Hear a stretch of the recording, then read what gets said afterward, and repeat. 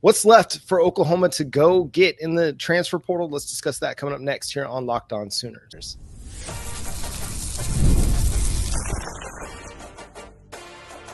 You are Locked On Sooners, your daily podcast on the Oklahoma Sooners. Part of the Locked On Podcast Network, your team every day. Thanks again for making Locked On Sooners your first listen every single day. Shout out to all the everydayers out there. Tune in and subscribe to the show wherever you get your podcast. Special shout out to Joe and to Clay, who hollered at me out in public this last week, just letting us know that they watch the show. It's always fun to meet the everydayers out there in public. So it's just good times. Jay, the Oklahoma Sooners have attacked the transfer portal, I think, in a really, really unique way. And it's a way that a lot of people are scoffing at. They're, trolling at Oklahoma, talking about Broklahoma all over again. Here we go. But what's left for Oklahoma to really go get? What else do they need in the transfer portal? Yeah, with us getting down in the roster numbers to 105, which I think now we're hovering around between 103 and 106 when it comes to the 85 scholarship players and then the 20 walk-ons that are allowed on the roster. We're about at that number now. So we're slowly starting to be able to go after players that we actually want on a larger scale, while at the same time recognizing one thing that I think people aren't getting. There's still a lot of really good players left to jump in the portal, not be in the portal right now. I'm talking about jump in the portal, because you still got playoff games this weekend and it's still a national championship coming in January 20th. So until all those games are done, all the best players aren't going to be in the portal yet. So you still got a few more from those teams that you probably will want to get your hands on, while at the same time recognize that a lot of the players that have hit the portal today that's actually available, a lot of them are guys that are, they've left teams, and some had production, some did not. And so for us to be sitting here wondering why aren't we going after the quote-unquote top players, we're getting players that fit our exact needs. We talked about it in the first segment around Moneyball concept. You're looking for people with production that actually produces somewhere. And so with Brent Venables and Zach Alley as well as Ben Arbuckle, they're looking around the way that their system is set up. I think we've got what we're looking for, while also not trying to stifle our development of the young players. So to me, John, I think if we add additional players, we're going to need another wide receiver. That's definitely a guarantee. We need one more. That way you bring in 4 wide receivers, and that will help to fill any type of gaps you have and allow your young players still an opportunity to play. On defense, we probably will need another edge just because of age. You got to have some additional, one more probably veteran at the edge role, probably another veteran at the defensive tackle role to help fill some there. And I'd say a corner. I'd say that's probably the last 4 players you want to look at getting your hands on. And then you may, end up letting go a couple of PWOs here or there if you need to, or you just stick tight and be good. But I do think we grab a corner. I think we grab a defensive lineman, either edge or tackle, and I think we grab one more wide receiver. What do you think we need to add additional, or are those the ones that you're believing as well?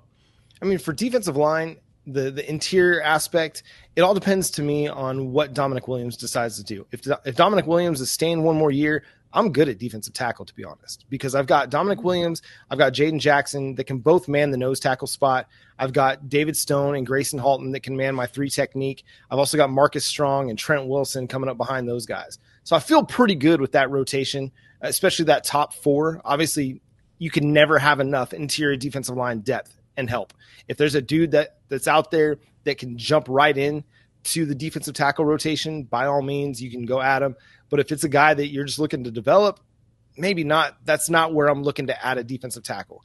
At defensive end, same thing. If you can add a guy that's like a Princely Unmanmielen, who was an impactful transfer for Ole Miss that made the move last year, if you can add a guy like that steps in and is a day one bona fide difference maker at edge that allows you a bookend pass rush between him and R. Mason Thomas, then yeah, go for it. If you're just looking to add a guy just to add depth, I think you've got good depth. I think you've got a group of solid players that you can continue to develop. You probably, it might make sense to add a guy with some veteran experience. I mean, this would be actually the best year to have a Caden Woolard. He couldn't really break into the defensive end rotation last year because Trace Ford was around, Ethan Downs was around. He got some playing time, just didn't get a lot of it. And then obviously he got injured at the end of the season. But this would have been the perfect year to have him, because he could be a veteran that's in your defensive end room that can play opposite of R. Mason Thomas. And yes, you're going to play him a lot, play him on early downs. And then if you're trying to give Danny Okoye and PJ Adebaware some pass rush snaps, then you can throw them in there in pass rushing situations, and they don't have to worry so much about playing the run and rushing the passer at the same time. They can just get after the quarterback. But so somebody kind of like that, right? A veteran with experience that can slide in and play opposite R. Mason Thomas, I think makes a lot of sense. Quarterback, that's going to be the intriguing one, because you do bring back Eli Bowen, who you really like. You do bring back Gentry Williams, who, to me, he's a star if he's on the field. And then you bring back Jacoby Johnson, who's got all the athleticism in the world to be a big-time player. This was just a first-year struggle at times for Jacoby. I mean, I'm sure he did some good things out there. We don't get the benefit of the all-22 to actually see what he looks like in coverage. We only see the mishaps. And that's the downside of playing corner in the modern era, where all you get is the broadcast view. You don't get to see what are some of the good things he does out there in coverage. You only see where he falls down against Missouri, and that's really all you have to go on. But again, he's got all the tools to be a big-time corner at the SEC level. Got to just continue to develop. So if you want to add a veteran there as some insurance at cornerback, I think it makes a little bit of sense. And then I think wide receiver can make sense too. But even if you don't, I like the guys they brought in. I think that they have a chance to be good players for Oklahoma. But do you need to find like an Evan Stewart type, that kind of a player, someone who's a legit bona fide wide receiver one? If you can find that, if you can add that through the portal, then by all means go do it. Somebody like they're not out there in the portal right now because, again, a lot of these teams are playing. But look at last year's transfer portal class.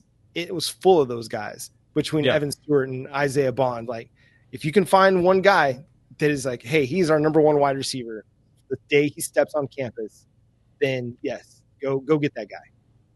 Yeah, and there's not a lot of those. They're few and far between, which that's the nature of the transfer portal. Is you got to hope that you can hit a lick, I guess you could say, when it comes to finding some of the top players and getting your hands on them. But there's not that many of them. And honestly, outside of that, a lot of these dudes that are jumping in the portal, truth be told, are jumping in and trying to get that last bag before everything gets regulated. So there's not very many players for the Oklahoma Sooners to truly jump their hands on. Like, if there's one player that I would have wished we would have probably went a little bit harder on, was maybe like an Eric Singleton Jr. at wide receiver from Georgia Tech, maybe a Deuce Robinson. The problem you're running with Deuce Robinson is now, because he went to Florida State, that's a legacy. That was, I think his dad played there or something like that. And so because of that, there was a much better chance of him ending up at a school like that. Then, of course, and we see in our mentions often, Zachariah Branch. Would love to have someone of his talent, but that means you have to take his brother, in which that adds to the safety room, in which we all know that our safety room is actually really good. It's kind of hard. Robert Spears Jennings put out a video not too long ago, saying hoop season, showing a lot of his highlights, and my goodness, that dude should end up all SEC preseason, all conference, period. Yeah, so I expect him to be there, and as long as he comes back. So there's no reason for me to even believe that a Robert Spears Jennings or a Peyton Bowen needs to be replaced by a guy in the portal. So with the young talent that we actually have that we're ready to see play, having the right amount of veterans right in front of them, especially internal veterans, really helps going forward. And so I think that we're on. There's some players I would have liked to have had, but at the same time, I think it makes more sense for us to pump our brakes and play the guys that we actually recruited. Let's see if we can show that we can develop. Now, Jay Valai, you're on the clock, my boy. I want you to develop one of these young corners into something special. Eli walked in and started doing it. I need you to get Jacoby up there. You get Jacoby in there, at that point I can call you elite. I think you're really good, but then I can call you elite. Yeah, and I think Emmett Jones, listen, he was hurt by hurt this year. A lot of injuries really affected his wide receiver room. But there are a lot of people that got questions about EJ right now. I still believe in him. I think he's a really good wide receivers coach. But now it's time to take all this unearthed, all these unearthed gems and develop them into big time players at the SEC level. You mentioned Eric Singleton. You mentioned Zachariah Branch. You kind of got those kind of guys in a Deion Burks and Isaiah Satania, slot guys that can be kind of productive players after the catch. So anyway, I think Oklahoma, honestly, where they stand, it's a pretty solid roster. If you can add a difference maker here and there, if it's an all conference type player, a guy that's got, top 100 pick written all over him, in the portal moving forward, then add it. But you've got to have a balance between the transfer portal and your high school recruiting, because if players only see that you're going to go after guys in the portal and you're going to recruit over them through the portal all the time, then you might have a little bit more difficult time getting high school players. You're going to have to pick your shots. It can't be live and die by the portal, because I don't think it works. I don't think it's going to work long term. Ole Miss just spent gobs of money in the transfer portal last offseason. And where did it land them? Outside of the playoff, with a loss to Kentucky. So we can talk about wanting to go spend big in the portal. You've got to have a balance between it, and you got to find the right guys. You got to find the right kind of guys that are going to be cultural fits, system fits, and dudes that still have a lot to prove. And all these FCS guys that Oklahoma's added, these group of 5 guys that Oklahoma has added, they've got a lot to prove. They're by no means solidified future NFL stars. They've got to continue to go prove it. And actually having a little bit of chip on your shoulder, that's a great little spot to be if you're a developing player. Yeah, it is. And that's what you want. You want guys that are pretty chippy, quote unquote, scrappy, but also ones that feel like they're a little slighted and they want to go out there and prove themselves. And right now, having good talent on your roster already builds that competition anyway. They've already built their bond and brotherhood. Now we need to just get them all out there together, and let's see if they can put their money where their mouths are. Yep. And that's basically going to be Oklahoma's slogan for 2025. Just prove it. Prove it. Revenge tour, baby. That's right. They got a lot to prove, I think, to everybody, even Oklahoma fans. And that's going to do it for today's episode of Locked On Sooners. Thanks so much for tuning in, being a part of the show. Subscribe to the show wherever you get your podcasts. We're free and available on all podcast platforms and on YouTube. So hit that subscribe button and that notification bell to let you know when new episodes drop. Follow Jay at Unfair Sports. You can also check out his channel, Unfair Sports, over on YouTube. You can follow me at John9Williams and read my work covering the Sooners over at SoonersWire.com. The show is at Locked On Sooners on TikTok, Twitter, Facebook, Instagram, wherever you like to do your social media stuff. But until next time, he's Jay Smith. I'm John Williams. We'll talk to you then. Boomer. Sooner.